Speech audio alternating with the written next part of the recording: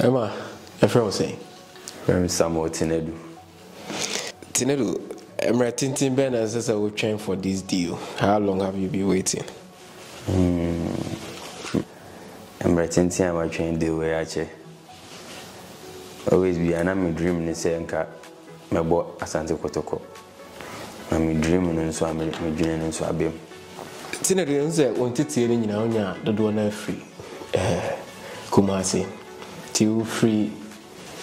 Kukwase Konkai, Kobo Braka Crano. Now you're confident to say Saturday Ebeba at the amount. Naming confidence ever, but Namany that's one say, my boat Asante Kotoko.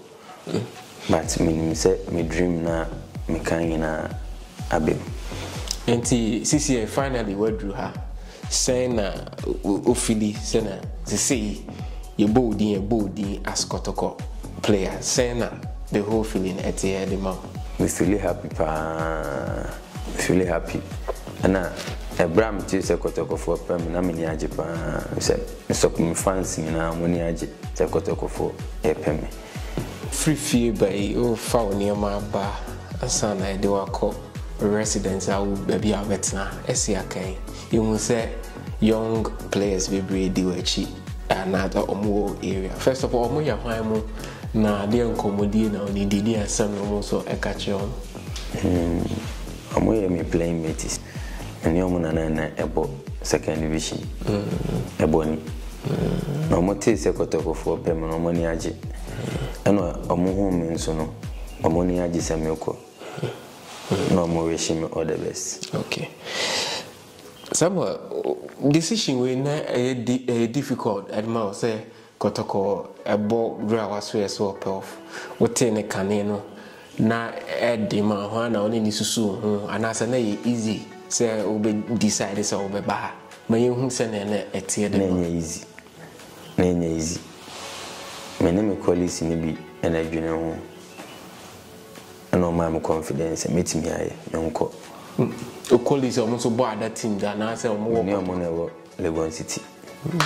Didn't Tina Amana easy ama say usuro say bia na deal no bia na nya no kra na say bia wo bebe na wa menye bia mo de ne ma no na nye easy edema because wa Canada say na e die so so bo Kotoko nti say club na ba wa so ya de ne ma amana nye easy for you to decide. First of all, Kotoko nye small club. Kotoko a big club. Tina me ba no nim say the way to support Kotoko was supporters no. Legon City near any supporters and it be difficult amame. But me am colleagues in my confidence and memla meet me aye. Last season Obo Emma Legon Cities and I will share Sante Kotoko 2 occasions. Obo etia Kotoko no na sena na ohu team no like who face you omo bibia on the day na ohu ne ten. Easy. Na easy kra but so me try some me baby. Now why excited say when they Kotoko oh boy tia Kotoko and I say now feel say a debut or the proof point. No my excited say my boy tia Kotoko. Okay. Somehow oh yeah local boy make us a local boy in terms of say when titi no nya no Kumasi ano. The extra pressure be at all so say we there any be show no e different. And I also feel say we knew mumu ye mra was say we prove to omo munimo ni omo munimo no credit and pressure a normal game and a normal ball na nearbo sani ana pressure no was really going to team the same but Kotoko team be more supporters so uboni ya supporters be powers and bo amboni ya e be bochi ba me ba no so minim say nyoma we kuto na akwen. O kana sa na say as a Kumasi boy no players ben na usano otu omudin so mbo Kotoko when eji ho pa Steven Odru ona when eji no ho pa was a player na wo hwe no. Okay, player be our favorite jersey number obi wo ha number bi wo ho a represent something at the man what by minim ebia na or preferred number na ebia na wanya but as a footballer number ben pa na when eji ho number when eji ho pa na 34 jersey number 34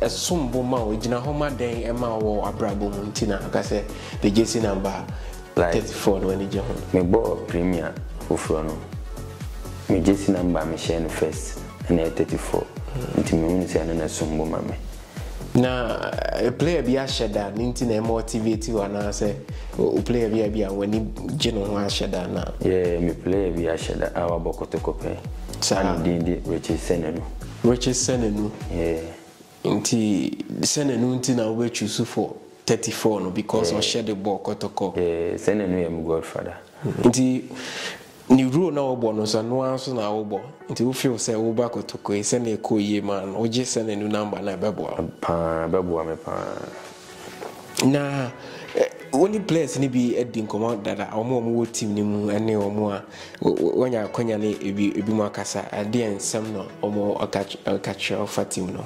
nye one or two bin na di nkomo wana oni no omo di nkomo Kote Emmanuel Kote na me na di nkomo ona na metim na di nkomo na di asem no akacha of team no kache mo no kan advice me buy say membra na mbe adwuma na metimi aye na kotoko team bi mu de pa asema Kote kache on as a footballer ubeka say what set what tribute that your strongest weapon our park and so you then tackle and shooting long range Samuel, what by the end China go pre-season Diana what are you looking forward to Diana we expecting at the pre-season or by adwuma with the new coach saying oboaboa ho share all this new environment first of all make I say me da coach asi maba na maboa me ho say me be adwuma ama Asanteman ama obi a Asanteman nyina ehume ebra omuhume no o matimidi ne na me bo ne Lagos City ne say adwuma na me ba be ama Asanteman na only coach edin komo there me ni coach edin komo na o ma orechi munsembi I can't say me bra kire me Samuel who join team bi and history ne so say na wan kasa wakasa e team kese na supporters e demand a lot from footballers o message out the member supporters no anything and na dey ya mboa ben na waye so unso be live up to expectation any say ya udin ashita babia no first of all media supporters na said you see last season no na me ni hodie but the season na mete na me hu bi in said this season the sad situation na bin sibiem till this season the basi e ba bejele you know na yakwa Africa Samuel, you better say, I wish you very well. Asante Kotoko. Thank you.